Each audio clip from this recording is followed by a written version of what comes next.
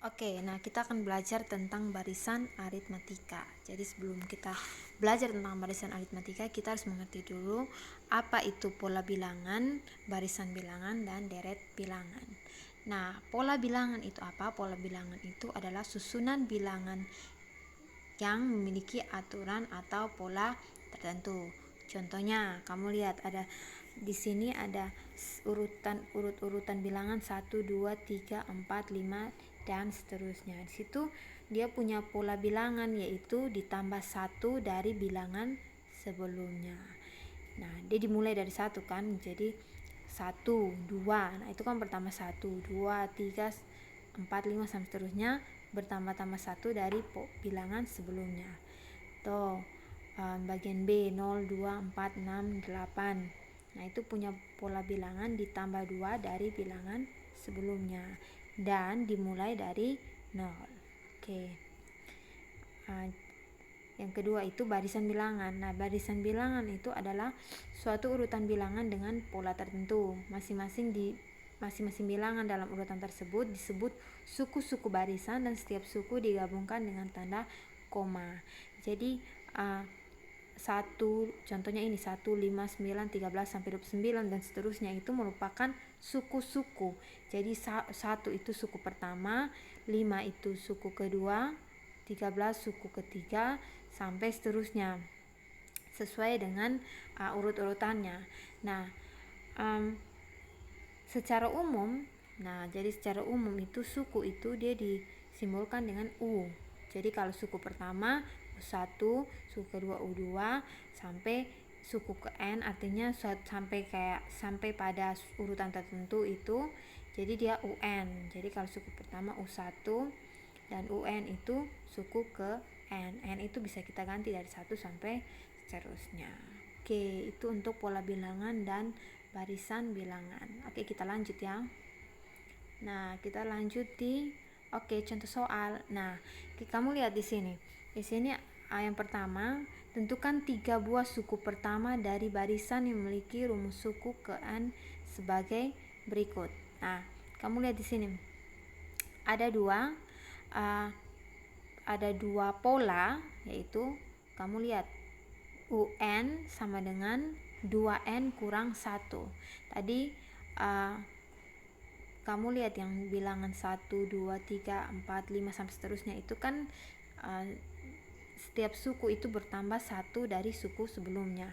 Nah, ini kita punya polanya, sudah ada pola. Nah, polanya akan kita buat jadi urut-urutan.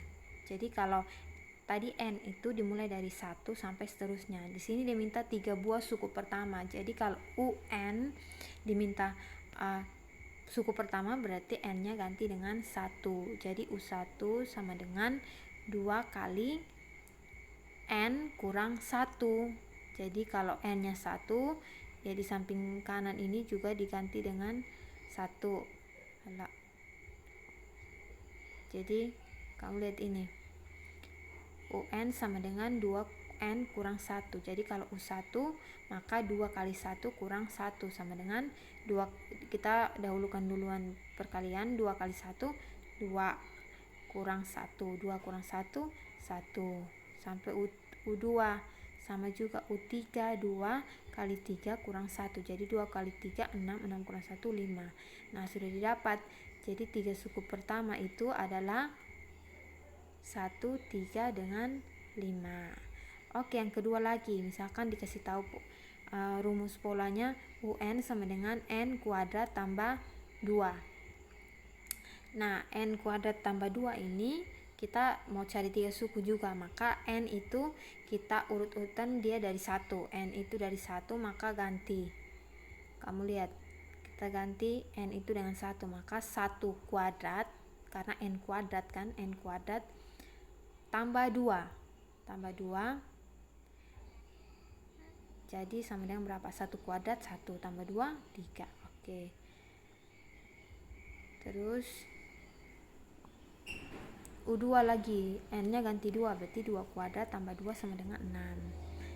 Nah, 2 kuadrat kan 4 tambah 2 6. U3 lagi, 3 kuadrat tambah 2 sama dengan 11, karena 9 tambah 2 sama dengan 11. Jadi didapat 3 suku pertama yaitu 3, 6, dan 11.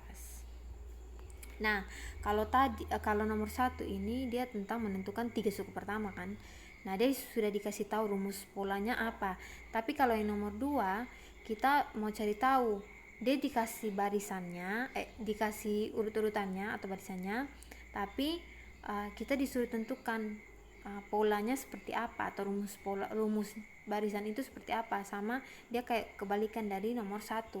Maka kalau seperti ini, yaitu kita memang harus harus pintar-pintar untuk melihat bagaimana perbedaan antara barisan suku pertama dengan suku kedua, maupun suku kedua dan suku ketiga, dan seterusnya. Nah, kita lihat di sini kalau suku pertama itu kan 2. Nah, 2 sama dengan 3 kali 1 kurang 1. Dapatkan, jadi 3 kali 1, 3 kurang 1 sama dengan 2. Yang ke 5 yang kedua 5 itu dapat dari ini bukan 1 ya. Jadi sebenarnya jadi ibu di sini ya.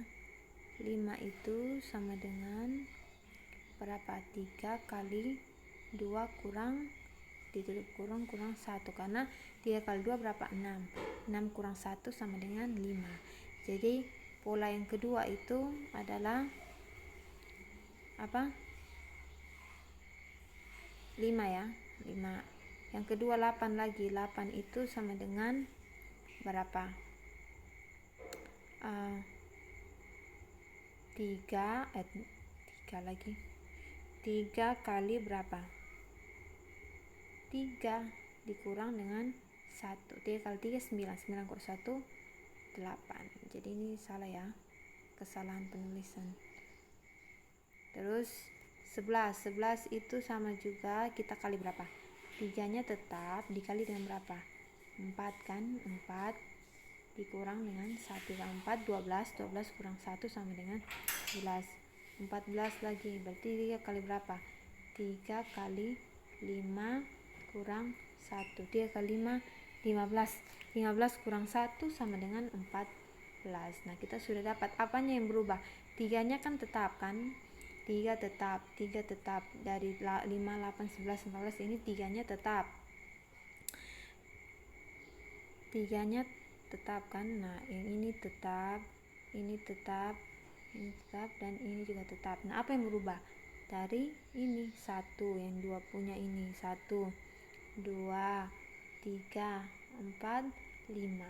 Nah, itu yang tadi ibu bilang N itu diganti-ganti dari 1 sampai seterusnya sesuai dengan urut-urutannya.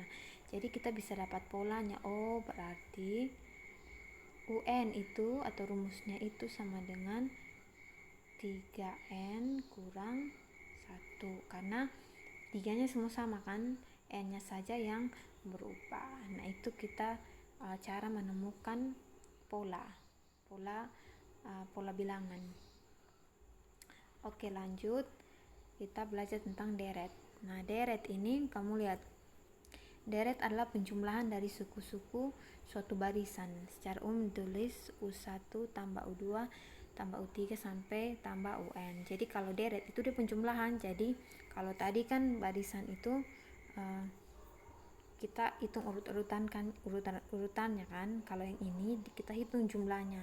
Jadi kalau dia bilang jumlah 5 suku pertama, berarti kita jumlah 5 suku pertama berarti kita jumlahkan dari yang suku 1, U1 sampai U5. Nah, yang selanjutnya ini tentang notasi sigma. Jadi ini cuma untuk pengetahuan kalian. Notasi sigma ini dilambangkan dengan ini. Nah, notasi sigma ini yang berarti penjumlahan. Oke, atau bisa didefinisikan jadi begini. Kalau misalkan U1 tambah U2 sampai tambah UN, maka kita bisa penulisan menggunakan notasi yaitu ini ya. sigma dari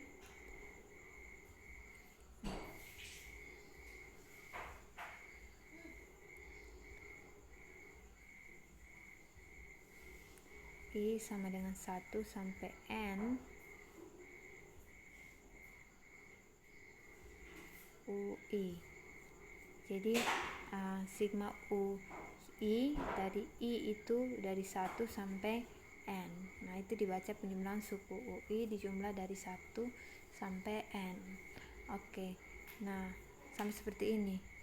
Tentukan notasi sigma untuk setiap deret berikut. Kalau seperti ini, kamu lihat A ini penjumlahan 1 sampai 10. Nah, penjumlahan 1 sampai 10 maka kita bisa ganti jadi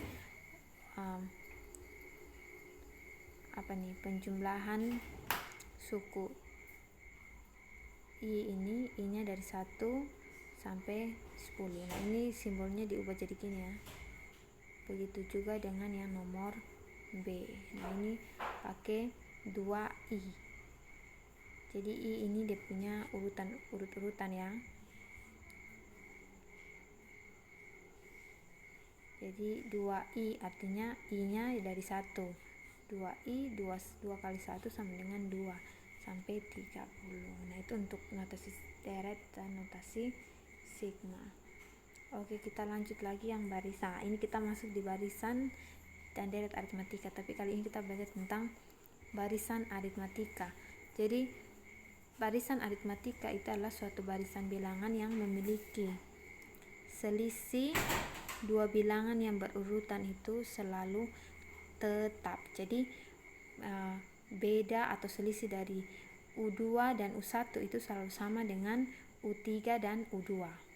Jadi rumus suku Kn dari barisan aritmatika itu adalah ini. UN sama dengan A tambah N kurang 1 kali beda. Nah, N ini tadi jelas ya, dia menunjukkan urutan.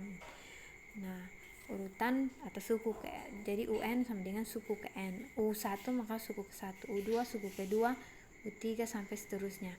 Nah, A ini merupakan suku awal atau suku pertama. Yang pertama ditulis itu urutan pertama, nah itu suku awal. N ini menunjukkan tadi urutan, juga banyaknya suku. B ini, kalau B itu artinya beda. Jadi beda suku yang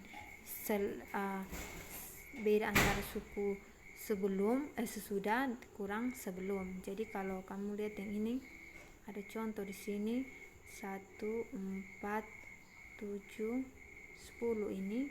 Nah, di sini kita lihat tentukan suku pertama. Contohnya tentukan suku pertama beda suku ke-10 dari barisan berikut. Dari barisan ini 1, 4, 7, 10, maka kalau mau cari A atau suku awal itu suku pertama itu adalah apa?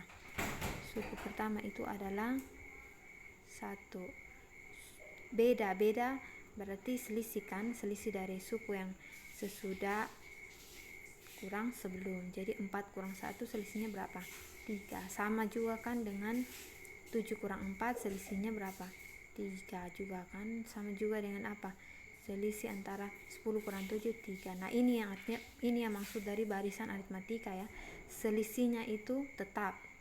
Jadi sampai urut-urutan ke 100 pun tetap ya, selisihnya tetap 3. Nah, oke. Nah, ditanya suku ke-10. Suku ke-10 dari barisan berarti kita cari apa? U10. Maka U10 itu sama dengan A tambah berapa? Tetap A tambah N kurang 1 kali B. A nya berapa? Kita pakai ini rumus. A nya berapa? 1 tambah N nya berapa? 10 kan? 10 kurang 1. Bedanya berapa? Tadi selisihnya berapa? 3 kan? Oke, jadi tinggal kita cari dulu yang dalam kurung berapa? 10 kurang 1 9. Ini karena dalam kurung berarti kali ya, 3. 1 tambah 9 kali 3, maka kita kerjakan duluan yang perkalian.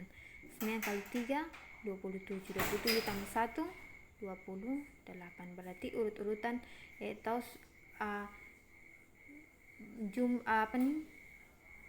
suku ke-10 itu nilainya adalah 28. Oke, lanjut yang terakhir. Oke, yang ini merupakan contoh soal masalah dalam kehidupan sehari-hari itu dari barisan aritmatika. Jadi kamu lihat ini, ketika awal bekerja, jadi soalnya ketika awal bekerja seorang karyawan sebuah perusahaan digaji Rp 700.000 per bulan. Setahun berikutnya gaji per bulannya akan naik sebesar 125.000. Demikian seterusnya untuk tahun-tahun berikutnya. Berapa gaji karyawan itu per bulan untuk masa kerjanya sampai tahun ke-9. Berarti ditanya kalau pada tahun ke-9 itu gajinya berapa per bulannya toh. Nah, ini kan dia naiknya per bulan itu 125.000. Nah, jadi kamu lihat ya. Berarti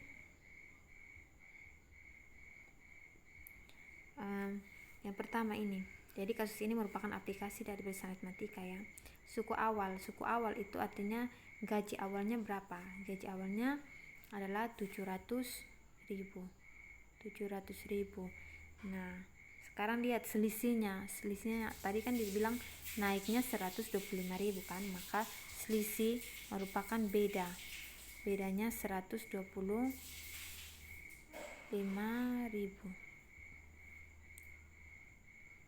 Nah, N ini ditanya tahun ke-9 ya. Berarti tanya berapa gaji karyawan itu per bulan untuk masa kerjanya sampai pada tahun ke-9. Jadi ditanya yang N ke-9 atau tahun ke-9. Tadi kan 700.000 itu tahun pertama. Oke, jadi suku ke-9 dapat ditentukan sebagai berikut. Kita pakai rumus tadi juga sama. UN sama dengan A tambah N kurang 1 kali B. Jadi UN atau U9 sama dengan A tambah N kurang 1 kali B. Kita masukkan rumus, A nya 700.000 ditambah N nya 99 kurang 1 kali dengan B 125.000. Jadi kita kurangkan dulu yang dalam kurung, operasikan dulu dalam kurung. 9 kurang 1 8 kali 125.000, karena perkalian dikerjakan duluan ya. 8 kali 125.000 berapa? 1 juta. 1 juta tambah 700.000 suku awal, maka 1.700.000. Maka gaji per bulan karyawan itu pada tahun ke-9 adalah 1.700.000. Nah, ini merupakan aplikasi dari barisan aritmatika. Oke, sampai sini semoga mengerti, dan kita akan sambung di pertemuan berikutnya. Oke.